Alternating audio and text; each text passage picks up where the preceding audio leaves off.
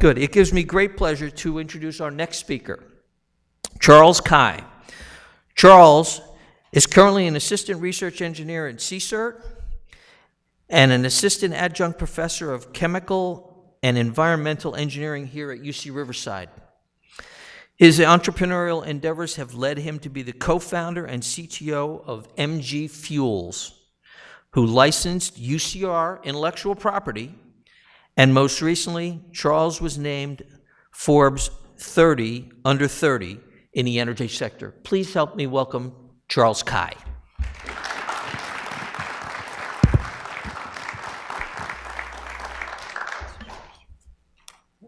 Thank you, everyone. Good evening. Thank you, Larry. Thank you, Brian. It's an honor to be here. I wanted to talk a little bit about my background, as well as how I got to where I am now, and sort of the learning process that I've accomplished in developing technologies in the bioenergy space. And so before we move on to the main presentation, I thought I'd give a little bit about background about where I started. This is for maybe the younger people in the audience.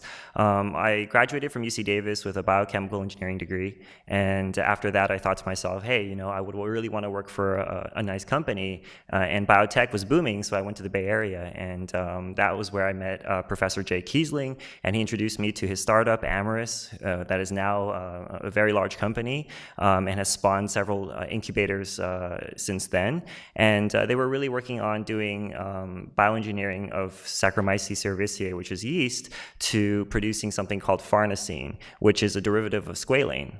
And they were doing it for bioenergy applications. I was really excited about bioenergy, so I went to the company expecting to work on bioenergy. However, with many startups, as you know, the original goal of your product and your technology is never really the final outcome, and that's because it is manipulated and changed and shifted based on business and time outcomes and financial outcomes. And so as I started working in the company, I realized actually this product is way too expensive. We were actually producing farnesene at $50 a gallon, and there's no way we can sell that as fuel. However, it's nice because it's a biological compound, and it's from biotechnology, and so we could sell it for a higher value, such as for lubricants and other things. And so in the company, I sort of took a different role away from bioenergy and sort of moved into application development and assay development.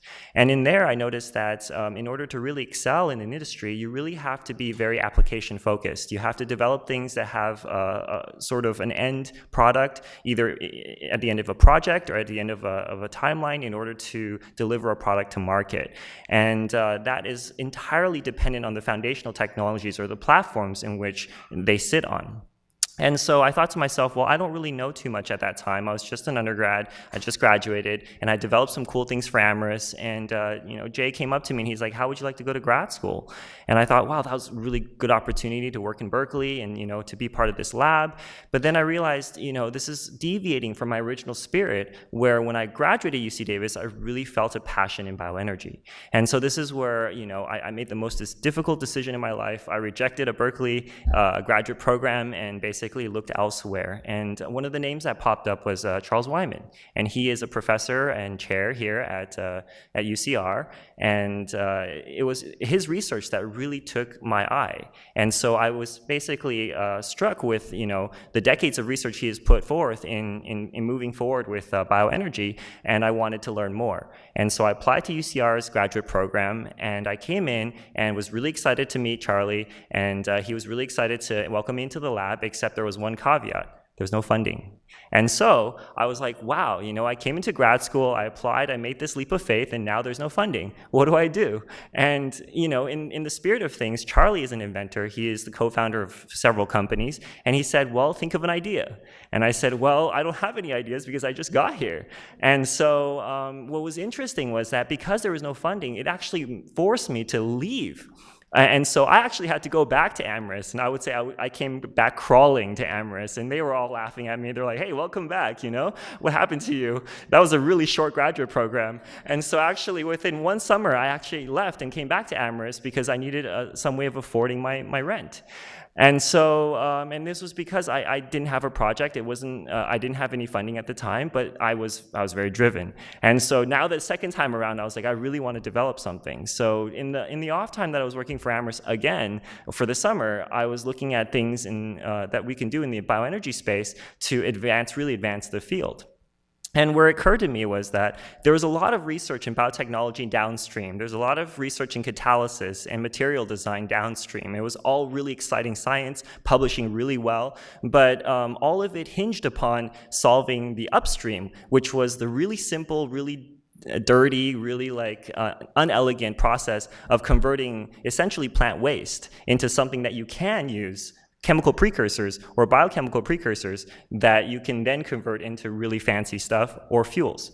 And so I thought to myself, well, why hasn't that many people looked into it? Well, it's because, as we all know, plants are very resilient, right? I mean, the tree trunk is made for the tree to survive for hundreds of years, and so it's really difficult to break down. And in fact, if you can't solve the energy burden of breaking down plant matter first, how are you going to make an energy product?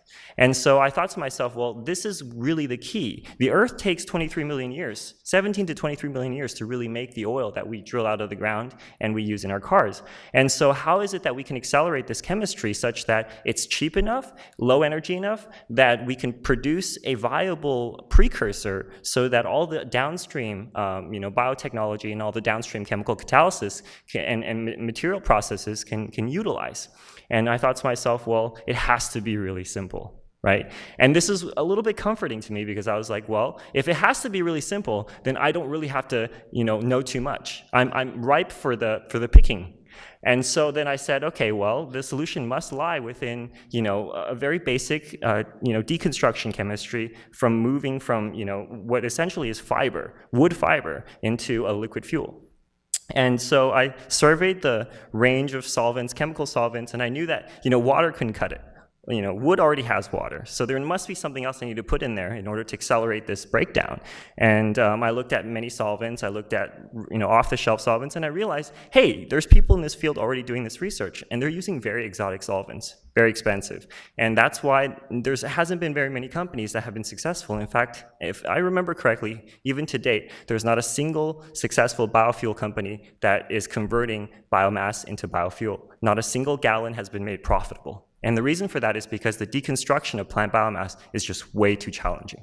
And so where I came in was, I was like, okay, well, I have to look for a solvent that is inexpensive, that can be manufactured, and if it's already being manufactured, is even better. And I came up with that solvent, and it's called tetrahydrofuran, and it's called THF. And some of you may know it in assay chemistry, some of you may know it in biotechnology. And it's a very nice polar product solvent that actually is derived from biomass. You can actually make tetrahydrofuran from plants. And I thought, well, that's great, because if I lose some in my process, I can make it back. And so with that, I essentially took tetrahydrofuran and used it in a way that is very unconventional. Because in most separation chemistry and most separation process, you want something to be easy to separate. And what better thing to separate if it's completely immiscible? Right? And so most separation processes in biomass deconstruction use biphasic systems. And so THF was largely ignored because it was miscible with water. It made one phase. And in fact, it has a very unique sort of phase interaction throughout the temperature spectrum that gave it some, confusing properties. And so people tended to avoid it and didn't really use it. But I thought to myself, well, single phase is pretty easy, right? I mean, we can load up the reactor with as much wood as we want. We don't have to care about another phase. And apparently, this has really good solvent properties. Let's try it. And it was just one of those things where it's just, let's try it. I know the industry is ignoring it. I know academia is ignoring it. But I just want to try it and see what it does in a single-phase system. And guess what? It worked. And it worked so well that upon surveying 27 other solvents, it was still superior. And this was when I realized, oh, man, I did something something important. And I was like, well, how do I capitalize on this important invention? And that was where, through the advice of my advisor, Charlie, he's like, let's apply for grants. And so thus, we applied for a grant, we were awarded, and then onwards, we applied for it again and again and again, and we were constantly awarded with more and more money. And then that was when I realized, wow, we're really onto something big. And with that, I basically took the initiative to make my entire graduate career in developing this technology. And one of the best advices that Charlie gave to me was, hey, hold off on your publications, write a patent. And that's because once it's public, it's everyone's knowledge, you can't protect it, and it's no longer yours. And so I took his advice. I went to the Office of Technology and Commercialization at UCR, and with the help of some lawyers, was able to file that patent first before my publication. And I know I'm taking a little bit long, so I was going to give a talk about the technology, but I feel like because in the spirit of this conference, it's more about innovation, so I'm just going to move forward and sort of talk about the timeline.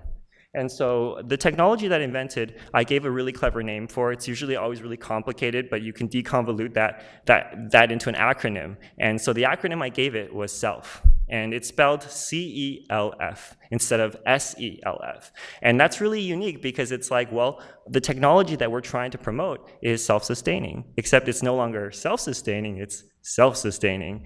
And it made a really good sort of marketing strategy as well. And so coming up with a really nice acronym like EPIC, right? It really stands out, and then investors will go, what is this, And then that's when you go, well, this is actually something that will solve your issues. It will actually make biofuels cheaper and more accessible and more mass-produced. And so in 2013, that was when we filed the patent, and UCR did a great job in sort of posting this on their website. And then the serial entrepreneur named Michael Gurin from Chicago read it one night. It was really late. I think it was like midnight for him. And I got an email, and he's all like, hey, just found your patent application. Would you like to discuss it? And I was like, sure. And I was expecting there to be some email transaction or whatever. And he's like, no, I'm actually flying out to see you tomorrow. And I'm like, what? I'm not even ready. I'm still in my pajamas, and he's going to be here on the morning flight. And so he scheduled an appointment with the lawyer, with the Office of Technology Commercialization. And the next morning, I found myself sitting in a desk in front of him, and he's like, let's start a company. And I had no idea what to do. Right? Luckily, because he was a serial entrepreneur, he really sort of, coddled me into the process. And I feel like this is something that EPIC will really provide. Because when I started this, EPIC was not here, and I really wished there was something like that. And so, he was fortunate enough to have enough experience to coddle me through the program of, marketing, of developing technology ideas, how to then implement this into a system that can be commercialized, stage-gated, and then finally executed and produced. And so with that, in the years of the timeline, I'm sorry for the small font, but in 2015, in 2014, he licensed the technology, and we founded the company in 2015. We called it MG Fuels, and MG stands for, it's another acronym, it stands for More Green. And we want that to be a moniker for our future gas stations, to be, we're more green gas stations. And so following that, we applied jointly with UCR for DOE grants and USDA money, and they awarded us in the last 2 years over $3 million in commercializing this process. And strictly commercialization grants. These are not research grants. These are, you need to get this into a TRL level 5 by the end of this project. And so with that, we were able to push forward, and on the bottom you'll see sort of our achievements, with really, really interesting technology, platform technology, out comes very interesting science. And so we caught the eye of Oak Ridge National Laboratory. They donated us like $3 million worth of computing time on their supercomputer, and they actually theoretically proved that THF was superior to all other solvents in this process. And we published a really nice paper, and now they're like, okay, well, not only is it good at breaking down plants, but now we're exploring, making plastics, polyurethanes from plants, as well as, helping the bioethanol industry. And so this is sort of my journey. I was really, really honored to be recognized by Forbes this year. I'm not really sure who nominated me, but thank you to whoever did that. And I had a really nice experience going out to Boston, meeting the editors, and sort of talking to them about my experience. Really brought me up to speed, and so, oh wow, this is all really happening. And so this brings me to today, to this conversation, and it was just an honor to be here. And I hope that you guys can, have a similar experience in what I have had, and learn something great in inventing something. Thank you.